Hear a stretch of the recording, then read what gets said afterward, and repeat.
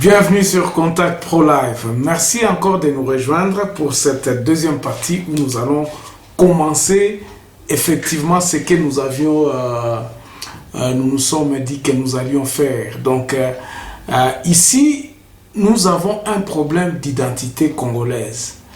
Nous avons remarqué que le Congolais lui-même ne se connaît pas. Les Congolais tendent à ignorer ses identités. Or, si on ne se connaît pas, il n'y aura pas moyen de développer quoi que ce soit sur le continent. Donc, sur là où vous êtes, donc, il faut vous connaître, il faut connaître les possibilités que vous avez et tout ce que vous avez. Aujourd'hui, nous allons parler du Congo central. Le Congo central, comme vous allez le remarquer ici, il vient et c'est la région qui est à la porte, qui nous donne accès sur l'océan.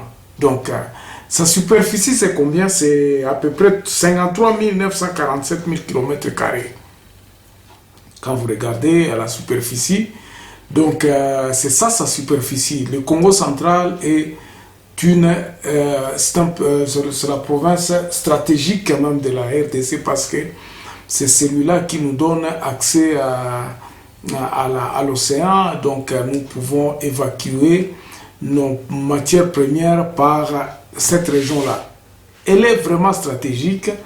Quels sont les habitants de cette contrée? Donc, comme je vous ai dit, la Constitution a défini que est Congolais tout celui qui appartenait à un groupe ethnique ou à une tribu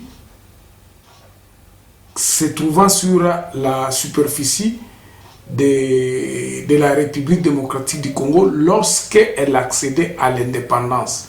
Je n'ai pas à changer cet article, c'est ça la Constitution qui nous lie tous ensemble pour cette République. Et donc, au Congo central, quelles sont les tribus qui habitent là-bas? Je vais vous citer nommément. Et qui sont ces habitants de ce Congo central? D'abord, géographiquement, le Congo central a deux villes, qui est Boma et Matadi. Et il a à peu près combien il a deux villes, mais il a 10 territoires en lui seul. Dans tous ces... Donc, les divisions géographiques, moi je ne suis pas là, mais je vous cite quand même parce que c'est un travail qui a déjà été fait par des spécialistes et qui ont su comment ils ont divisé. Je veux attirer aussi votre attention que dans ces territoires, il y a des peuples autochtones, des tribus qui habitent donc ensemble, qui ont été là-bas depuis des années et qui se côtoient, qui font la vie là-bas. Donc, et les spécialistes même les ont classés selon les territoires. Je vous disais que le Congo central avait deux villes, qui est Matadi et Boma. Et dans ces deux villes, il y a à peu près 6 communes dans chaque ville. Donc pour les deux villes, oui, il y a 6 communes, 3 villes, 3 communes dans les villes. Et ils ont 34 quartiers dans ces deux villes-là de Matadi et Boma. Ils ont 34 quartiers. Donc nous avons 34 chefs du quartier. Et nous avons, je ne sais pas comment on appelle les chefs de commune, hein, ce sont les commissaires des zones, peut-être qu'on les appelait ça là-bas, comme ça. Et il y a des maires, le maire de la ville. Il y a le maire de la ville de Matadi et là, il y a le maire de la ville de Boma. Donc c'est comme ça, là, administrative, un peu en bref, comment est constitué le Congo central. Mais, dans le Congo central, il y a 10 territoires. Les 10 territoires qui sont Kasangulu, Kimvula, Lukula, Luozi, Madimba, Mbanzangungu, Mwanda, Sekebanza, Songololo et Tchela. Ça, ce sont les territoires se trouvant dans la province du Congo central. Et combien de secteurs dans chaque territoire? Il faut vous rappeler que le Congo est administrativement, et dans les villes, il y a les communes et il y a des quartiers. Dans les territoires, nous avons des secteurs et des groupements. Rappelez-vous que lorsque vous êtes à Kinshasa, on vous demande quel est votre groupement. On peut aussi vous demander, sur nos cartes d'identité, on nous pose la question, quel est votre secteur et votre territoire et votre province. Voici maintenant, je vais vous révéler quel est votre territoire. Si vous venez du Kassangoulou, il y a 3 secteurs et il y a 26 groupements. Et les tribus qui sont à Kassangoulou, qui vivent à Kassangoulou, il y a les Bambata, il y a les Batandu, il y a les Bateke, il y a les Baumbu, il y a les Basundi, il y a les Bapungu, les Bandibu et les Balemfu. Ça, ce sont les tribus qui sont là. Ces gens-là, ce sont les autochtones, ils vivent ensemble, ils n'ont jamais eu de problèmes. Territoire de Kimvula, il y a 3 secteurs dans le territoire de Kimvula.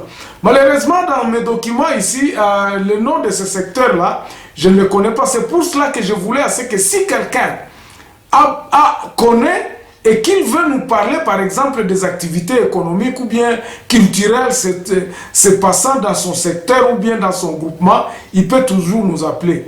Et dans les territoires de Kimvula, il y a combien de tribus? Il y a à peu près 1, 2, 3, 4, 5, 6 tribus. Les Bampangu, les Balula, les Bandikidiki, les Bambata, les Bayaka et les Bazombo sont là dans Kimvula. À Lukula, il y a 5 secteurs, il y a 60 groupements. Dans les 60 groupements, il n'y a que 3 tribus qui se trouvent dans ce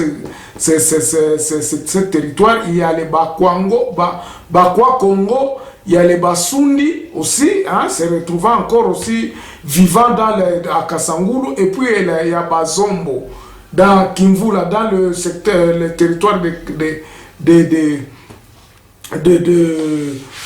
Kimvula. Dans Lukula, il y a les tribus de Bakwakongo, Basundi, les Bayombe. À Luozi, il y a 10 secteurs et 37 groupements. Il y a les Banyanga, les Babombo, les Balele, les Balari. À Madimba, il y a 6 secteurs, il y a 41 groupements. Les Bambeko, les Batandu, les Bandikidiki, les Balua, les Bandaku et les Ambanzangungu, il y a 7 secteurs, dont 47 groupements, les Banyanga vivant dedans, les Bambata, les Bandibu, les Bapungu, les Basundi, les Besingombe et les Bambomba. À Mwanda, il y a 3 secteurs et il y a 30 groupements.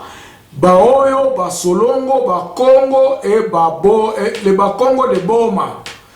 Et à Sekebanza, il y a 5 secteurs, dont 28 groupements, dont les Banyanga, les Bavunga, Mona et les Bayombe.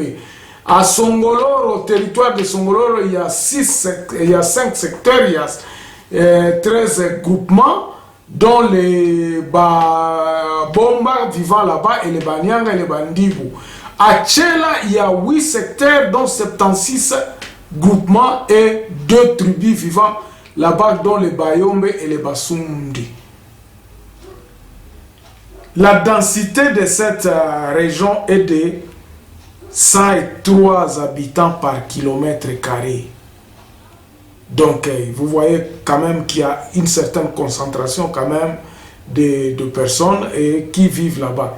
Donc, maintenant, le problème ici que nous voulons que nous poursuivons ici, une ethnie pour un ensemble de la province de Congo central, leur ethnie, tous ces beaux mondes ici, on les a regroupés dans une ethnie, on les appelle les Né-Congo. Ils étaient tous dans une ethnie, on les appelle les Né-Congo. Et les sociologues qui me suivent et qui peuvent avoir cette opportunité de m'appeler pour nous expliquer encore davantage, parce que notre but est que chaque Congolais puisse connaître son origine et qu'il puisse connaître comment ça se passe.